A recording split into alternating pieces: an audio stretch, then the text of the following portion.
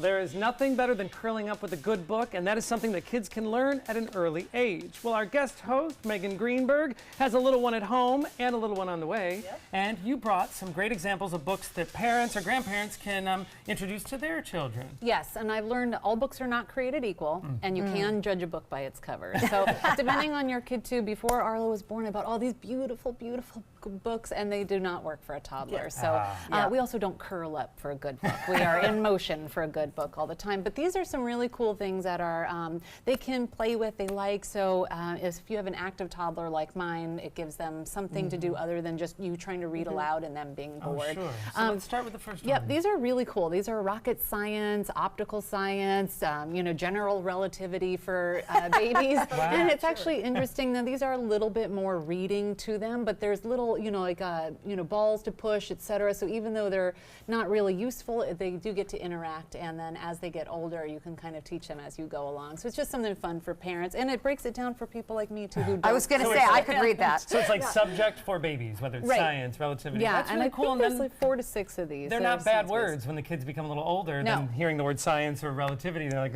Well, we talk about STEM. I mean, talk about introducing STEM at an early age. But Yeah, I don't it's think really a baby would really understand that. No. But they'll like the But feel. if you keep reading it to them, Exposure. 3 years from now, they know that they'll repeat along with That you. a They ball know the has book mass. by heart, and Yeah. then when they learn in school, it's not a foreign concept That's to them.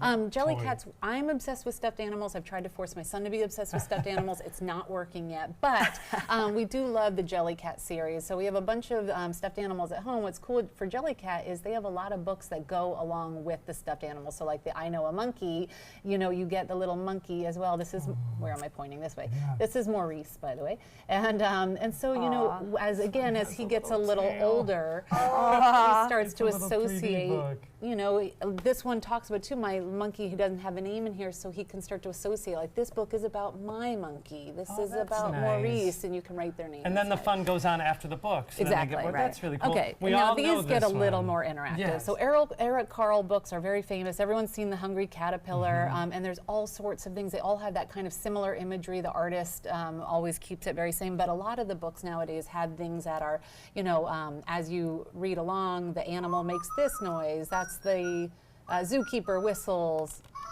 That's an elephant. I have that book. Yeah. So it explains to you as you're going along what animal makes what noise, and then they can interact to find that. So the books are that. pretty and fun. These are his absolute favorite, the polka dot books, in which they are really just, it's like bubble wrap for kids. It's pretty much, if you push the little buttons on it, they make poppy bubble wrap noise. Okay. So fun for that's so adults funny. too, but he loves it, and a lot of the interactive ones, he just likes to sit in his room and do these And anyway, touch. because even if he's not reading them, he can interact with the Yeah. book and understand books are fun to have around. I would do this all day. Yeah, All right, Linda. tactile. I do this all day. Linda's playing with the finger puppet. these are at fun. this. He's liked these since It's they're a a little little baby, lamb. and usually I can like poke his nose with it, and he thinks it's so funny. So again, something that just And books you can are come fun. on through, and we're telling a story about the little lamb. And these are so cute. If you go to Barnes & Noble, they literally have like 80 different animals, from sea turtles to little this one dolphins can't to be beat.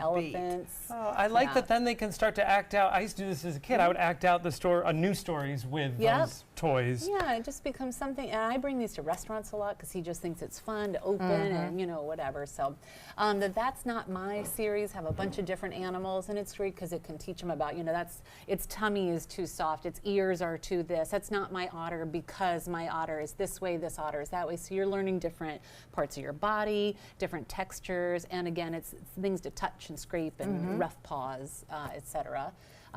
Moving on. It reminds me of like Pat the Bunny, though. Remember Yes, those books where it was the absolutely. three-dimensional aspect, but now they've taken it a step Which further. we still have Pat the Bunny, and we have a lot of similar things. I have furry Again, all animals. touching things. This is Okay, cool. this is really neat. Explain what's happening So these here. they're called foticular books, and they're really beautiful because, as you move the book up and down, You see the it penguins lets the moving. animals. They're walking. Yeah, and what's cool as your kid gets much older, probably 6, 8 older, there's actual scientific information information in there about, you know, here's everything related to the polar bear. So it's something to look at when they're young and something to actually understand and learn and be interested in as they get older. It's the bird Bird, fly. I'm fascinated by this. Yeah. We could just do this all hour. They have ocean, they have safari, That's they really have neat. several different ones. These he loved, never touch a monster, a dinosaur. I think there's a few others, and again, he couldn't care what it's saying inside. But But as soon as you say no, they're in. Yes.